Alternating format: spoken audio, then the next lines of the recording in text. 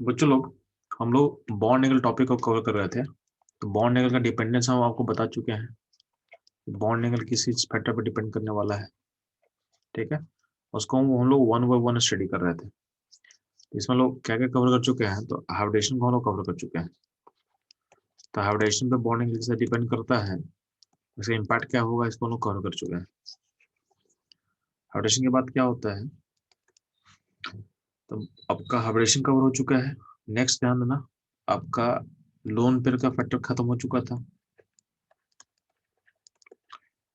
Next factor था electronegativity का factor हम लोग खत्म कर चुके हैं।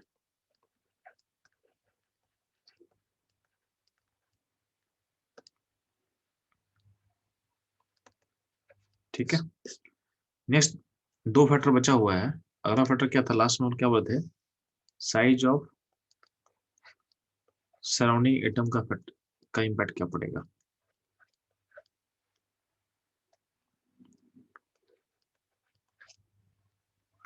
साइज ऑफ सराउंडिंग एटम, एक second, size of surrounding atom, ठीक। इसके बाद लास्ट हम लोग क्या बोलते हैं, ड्रैगो रूल। लास्ट क्या बोलते हैं, ड्रैगो रूल। तो लास्ट में सीखेंगे ड्रैगो रूल का फैक्टर हम लोग कहाँ यूज करने वाले हैं। ड्रैगो रूल, ठीक है। लास्ट हम लोग सीखेंगे ड्रैगो रूल के बारे में। तो अभी इससे हम स्टार्ट करते हैं। कहाँ से स्टार्ट करेंगे, साइज ऑफ सराउंडिंग एटम के पे कैसे डिपेंड करता है आपका थीटा। तो साइज ऑफ सराउंडिंग एटम हम बात करेंगे,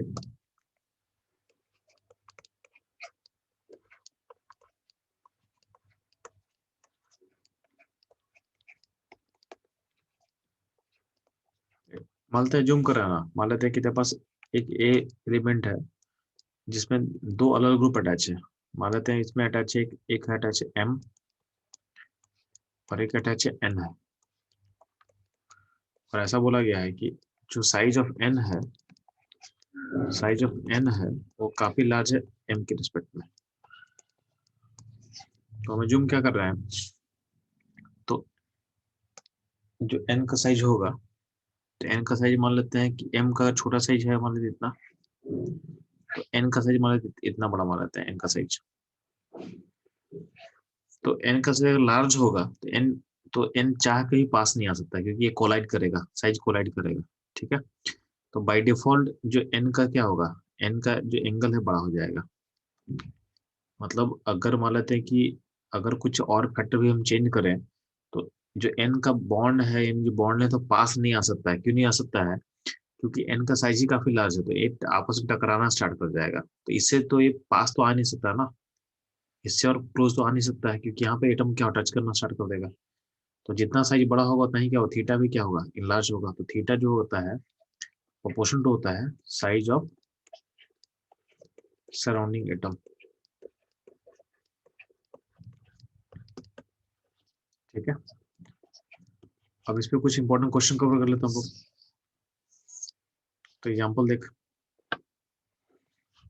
इसका एग्जाम्पल अगर इसको हम लिंक करें तो ध्यान देना, इस पे लिंक करता हुआ एक क्वेश्चन दे रहे हैं आपको हम। अगर हम बोला जाए कि NF3, ठीक, NCl3, NBr3, Ni3, ठीक है। बोलेंगे इनके एंगल को कंपेयर करो, थीटा को। तो आपको दिख रहा है यार, नाइट्रोजन सब में कॉमन है और सब में हाइड्रोजन चेंज हो रहा है, यानी सराउंडिंग एटम चेंज हो रहा है। और आपको पता है कि जब यहाँ से आप मूव करोगे तो आपका इलेक्ट्रोनेगेटिविटी क्या हो रहा है, किसका, सराउंडिंग एटम का क्या हो रहा है, डिक्रीज कर रहा है। तो अगर डिक्रीज का तो थीटा क्या करेगा। तो हम लोग क्या पढ़े थे कि थीटा इससे होता है इनवर्सिव प्रोपोर्शन, इससे होता है थीटा इनवर्सिव प्रोपोर्शन। तो सराउंडिंग का थीटा बढ़ता है तो एंगल घटेगा, और जब घटेगा तो एंगल बढ़ेगा। इसका मतलब क्या होगा, आपका थीटा का ऑर्डर इसमें जो होगा, तो थीटा का ऑर्डर ऐसा होगा, यानी जितना कम होगा अल्टरनेटिव उतना ही थीटा क्या होगा, ज्यादा ही होगा। तो ये तो प्रीवियस कॉन्सेप्ट पे क्वेश्चन बन गया। तो यहाँ पे हम जो भी सीखे साइज का फैक्टर कैसे कैसे लिंक करना है, उसको उसको समझा पे। तो ये था क्वेश्चन। अब मान लो इसी क्वेश्चन में एक और हम क्वेश्चन ऐड कर दे रहे हैं कि हम अब क्या क्या बोलेंगे कि NF3 है, NCl3 होगा, NBr3 है, NI3 है, और लास्ट में एक ऐड कर दे रहे हैं अमोनिया। क्या ऐड कर रहे हैं? NH3। तो अब बोले अब साइज कंपेयर कर, तो यहाँ पे फैक्टर प्ले में आएगा सराउंडिंग का साइज। तो ध्यान देना, जो अमोनिया होता है, अमोनिया अगर लॉजिकली देखोगे तो सबसे लिस्ट इलेक्ट्रोनेगेटिविटी किसका है? हाइड्रोजन का है। हाइड्रोजन का इलेक्ट्रोनेगेटिविटी क्या होता है? सबसे लिस्ट होगा। तो सबसे कम अगर उसका इलेक्ट्रोनेगेटिविटी है तो लॉजिकली क्या होना चाहिए था? एंगल उसका सबसे लार्जेस्ट होना चाहिए था। हम लोग क्या सीखे हैं कि जितना इलेक्ट्रोनेगेटिविटी घटेगा उतना ही क्या होगा? बॉन्ड एंगल क्या होता है? बढ़ता है। ठीक है। एक्सपेक्टेड क्या था? एक्सपेक्टेशन क्या था कि इसका एंगल लार्जेस्ट होगा। तो आपके पास एक्सपेक्टेशन क्या है कि theta of this is largest होना चाहिए इन अमॉन्ग दिस। इन सारे में थीटा इसको लार्जेस्ट होना चाहिए था, बट ऐसा नहीं होता। नहीं इसलिए होता है क्योंकि यार CL, Br और I का साइज काफी लार्ज होता है। तो CL, Br का साइज लार्ज होगा तो चाह के ही पास नहीं आ सकता है। तो H, तो अमोनिया को कहाँ प्लेस करोगे? ध्यान देना, इसमें अगर हम इसको कंपेयर करें तो सबसे सबसे छोटा हो जाएगा NF3, क्योंकि ज्यादा अल्टरनेटिव एलिमेंट है। क्योंकि फ्लोरीन का साइज बहुत छोटा होता है तो इसलिए उसमें साइज का वाला फैक्टर काम नहीं करेगा।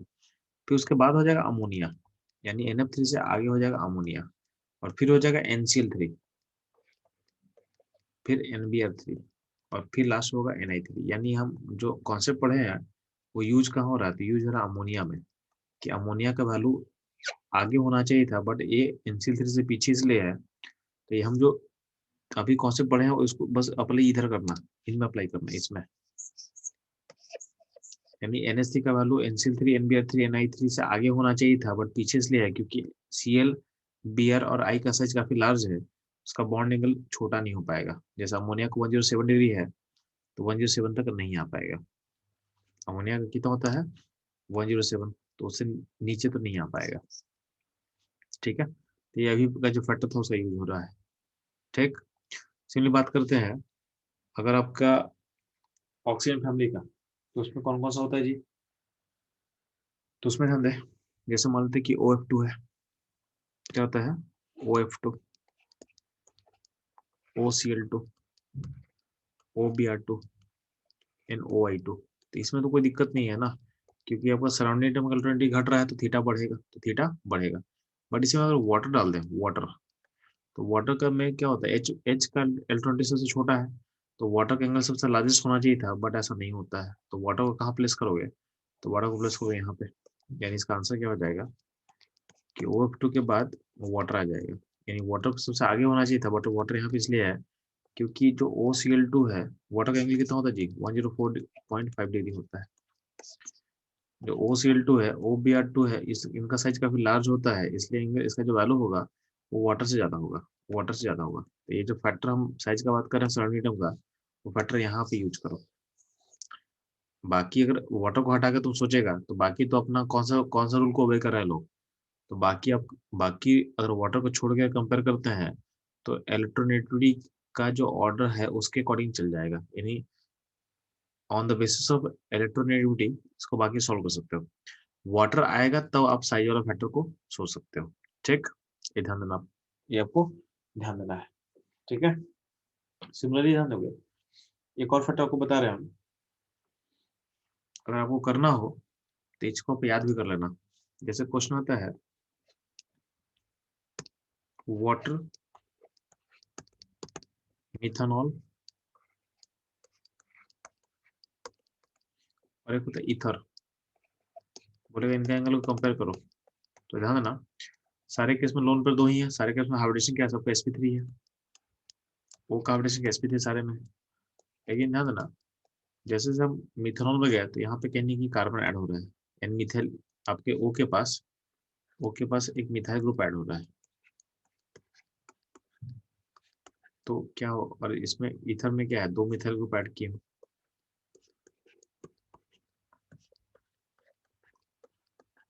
जब दो मिथाइल हम ऐड करेंगे,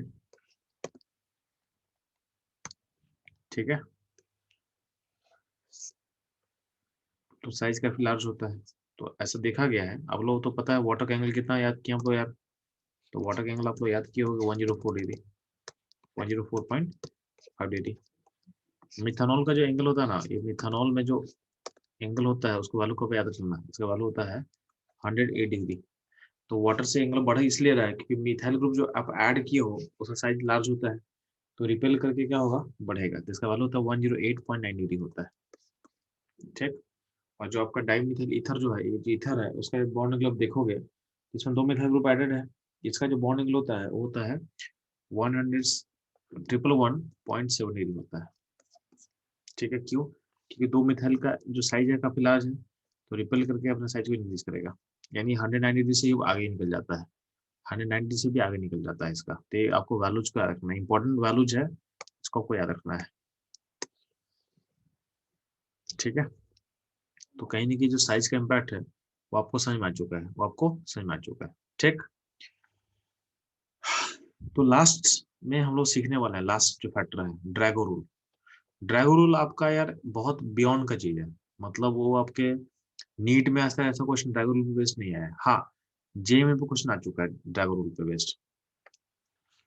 तो लास्ट फैक्टर जो हम लोग सीखेंगे थीटा में, ड्रैगो रूल का इम्पैक्ट क्या है। तो ड्रैगो रूल क्या होता है, तो ये हम लोग पढ़ चुके हैं केमिकल बॉन्डिंग में। ड्रैगो रूल मैं आपको बता चुका हूँ कि ड्रैगो रूल होता क्या है। ठीक। तो ध्यान देना, ड्रैगो रूल का एप्लीकेशन कहाँ है, तो देखा गया है NH3, PH3, ASH3, SbH3 और BH3, इसमें बॉन्ड एंगल देखा गया 107 डिग्री होता है। ठीक। बाकी हर जगह एंगल जो होता है ना, बॉन्ड एंगल जो होगा उसका जो वैल्यू है वो 90 के क्लोज होता है। जैसे PH3 में एंगल होता है 93 के आसपास, PH3 में एंगल कितना होगा 93 के आसपास। ठीक है। आर्सेनिक वाले में एंगल होता है ऑलमोस्ट 91 के आसपास, 91 के आसपास, राइट, ये क्लोज होता है 90। तो यार कुछ लोग बोला कि एंगल घट क्यों रहा है, तो हम लोग इसमें कुछ लोग लॉजिक दिया है। क्या लॉजिक दिया था कि जब यहाँ से हम मूव करते हैं तो आपका जो इलेक्ट्रोनेगेटिविटी है किसका, सेंट्रल एटम का, वो डिक्रीज कर रहा है। तो डिक्रीज करेगा तो थीटा भी क्या हो, डिक्रीज करेगा। चलो, इसके बेसिस पे हम कुछ जजमेंट कर सकते हैं, लेकिन पॉइंट है कि इलेक्ट्रोनेगेटिविटी का जो फैक्टर है उतना बड़ा फैक्टर नहीं होता। तो यहाँ से जो जंप है ना 107 से 93 का जो जंप है, इसको एक्सप्लेन करना पॉसिबल नहीं है। मतलब इसे on the basis of electronegativity आप इन सारे को जज कर सकते हो, क्योंकि इसमें देखो थीटा घट रहा है हल्का हल्का, तो ये चलेगा। बट यहाँ जो जंप हो रहा है, लंबा से जंप हो रहा है, ये जंप यहाँ से एक्सप्लेन नहीं हो पाएगा। यानी on the basis of electronegativity आप इस जंप को, यानी यहाँ जो डिक्रीज है 107 से 103 तक का, उसको आप एक्सप्लेन नहीं कर पाओगे। ठीक है। तो बोला गया तो ऐसा जंप क्यों हो रहा है, तो देखो यहाँ पे PH3 से लेकर बिस्मुथ में सब ऑलमोस्ट एंगल 90 का क्लोज है। तो इसमें बोला गया कि इन सब में होता है नो हाइब्रिडेशन, यानी अमोनिया का हाइब्रिडेशन क्या होता है, sp3 होता है। और हम लोग पढ़े थे कि अमोनिया का जो भी हाइड्रेट्स होता है उसका हाइब्रिडेशन क्या है, पॉसिबल नहीं होता है। 300 का हाइब्रिडेशन क्या हुआ, नो हाइब्रिडेशन, यानी इसमें हाइब्रिडेशन होता ही नहीं है। तो हाइब्रिडेशन होगा नहीं तो अल्टीमेटली क्या होगा, अल्टीमेटली होता है कि जैसे PH3 है, तो PH3 में बॉन्ड कैसे बना होगा। तो फॉर एग्जाम्पल हम लोग समझ ले कि पी का कॉन्फिगरेशन क्या होता है, तो पी का कॉन्फिगरेशन होता है Ni3s2 3p3। इसका हम ऑर्बिटल पिक्चर ड्रॉ करें तो ऐसा कुछ होगा, 3s में 2 इलेक्ट्रॉन होगा और 3p में क्या होगा, ऐसा कुछ है। तो 3s में 2 इलेक्ट्रॉन, 3p का ऐसा एक इलेक्ट्रॉन है, अनपेयर्ड है। ठीक है। तो ये जो 3s और p का मिक्सिंग को देखो, हाइब्रिडेशन का मतलब क्या होता है, एस पे और p का मिक्सिंग।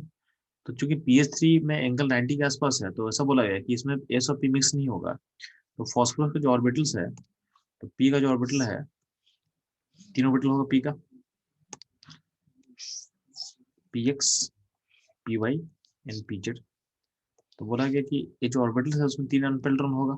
और इसी सिस्टम में, सेम सिस्टम में सेम सिस्टम में क्या होता है, आपका जो हाइड्रोजन ओवरलैप करता है, आपका जो हाइड्रोजन है ओवरलैप करेगा। तो ये हाइड्रोजन ओवरलैपिंग है, दिखा रहा हूँ, ठीक है। तो इस तरह से आपका पीएच3 फॉर्मेशन होता है। तो इसमें कहीं ना कहीं एसओपी ए और एसओपी का मिक्सिंग को मना कर दिए, तो यानी हाइब्रिडेशन इसमें नहीं हो रहा है। यानी आपका जो बॉन्ड है उसमें जो एस का कैरेक्टर है मिनिमम है, ठीक है। एस का कैरेक्टर क्या होगा, मिनिमम होगा। तो यही होता है ड्रैगन रूल। तो इतना लंबा जो जंप है, यानी इतना जो जंप यहाँ दिख रहा है कि 107 से 93 पहुंच गया, ये जंप इसलिए हो रहा है क्योंकि हाइब्रिडेशन का जो कॉन्सेप्ट है वो खत्म हो जा रहा है, यानी ऑर्बिटल का मिक्सिंग नहीं हो रहा है, ठीक है। अब ये क्वेश्चन का, इसको ऐसे भी सोच सकते हो, क्वेश्चन पूछा गया था जेईई मेन में, जो पूछा मैं बता रहा हूँ आपको। तो बोला था कि पीएच3 एएसएच3 एंड एसपीएच3 इन सब का बॉन्ड एंगल 90 के पास क्यों होता है, ठीक है। तो ध्यान देना, तो 90 के पास एंगल होने का रीजन क्या हो जाएगा, तुम इसका रीजन ऐसा लिखोगे, या तो लिखोगे नो हाइब्रिडेशन जो मैं लिख चुका हूँ, या फिर लिखोगे due to high p character, due to high p character. क्योंकि देखो 90 के पास मतलब देखोगे आप हाइब्रिडेशन हुआ नहीं था, नहीं बॉन्ड में पार्टिसिपेट कौन कर रहा है, पी ऑर्बिटल पार्टिसिपेट कर रहा है। तो जब पी ऑर्बिटल पार्टिसिपेट करेगा तो यानी एस करेक्टर क्या होगा, जीरो के आसपास होगा, यानी तो जितना पी कट हाई होता है तो ही क्या होता है, बॉन्ड एंगल क्या होता है, घटता है। और जब पी कट 100% होगा तो बॉन्ड एंगल क्या होता है, 90 होता है। तो देखो यहाँ पे 93, 91, 90, 91, 90। इसका मतलब क्या है, जैसे आप मूव करो टुवर्ड्स बिस्मथ, आपका पी कट क्या हो रहा है, बढ़ते जा रहा है। तो ये बॉन्ड एंगल 90 या 90 के क्लोज इसलिए होता है, तो इसका रीजन हो जाएगा सिंपल, या तो हो जाएगा नो हाइब्रिडेशन बोल देना, या बोलोगे due to high p character, due to high p character, ठीक है। तो ये था आपका ड्राइवर रूल का एप्लीकेशन जो आपको बताना था। इसको इसको एक और जगह हम सोच सकते हैं, जैसे वाटर है, तो वाटर में यार दो लोन पेयर होता है, तो वाटर के बाद क्या होता है H2S, फिर H2SE, और फिर क्या होता है H2T। तो इसमें ध्यान दोगे, देखा गया है कि H2S का एंगल, इसका एंगल होता है वाटर का कितना होता है जी, 104, 104.5 डिग्री होता है। H2S में 92 होता है, फिर क्लोज टू 90, क्लोज टू 90। तो यार यहाँ यहाँ तक जो है, इसको आप एक्सप्लेन कर सकते हो ऑन द बेसिस ऑफ अल्टरनेटिविटी, कि जैसे आप यहाँ से यहाँ मूव कर रहे हो तो आपका अल्टरनेटिविटी क्या होगा, घटेगा। तो थीटा भी क्या होगा, थीटा भी क्या होगा, घटेगा। किसका अल्टरनेटिव घट रहा है, तो सराउंड सेंटर टू अल्टरनेटिव घटेगा, तो आपका थीटा भी घटेगा, ठीक है। लेकिन ऑन द बेसिस ऑफ अल्टरनेटिविटी आप इसको एक्सप्लेन नहीं कर पाओगे, ये इतना जंप एक्सप्लेन नहीं कर पाओगे। तो इसके लिए बोला गया कि यहाँ जो भी H2S सिस्टम है इसमें होता है नो हाइब्रिडेशन, क्या होता है, नो हाइब्रिडेशन, यानी हाइब्रिडेशन होगा ही नहीं। तो इसलिए एंगल क्या होगा इसमें, आपका जो पी ऑर्बिटल पार्टिसिपेट करता है क्या होता है, बॉन्ड फॉर्मेशन में प्योर पी ऑर्बिटल पार्टिसिपेट करेगा।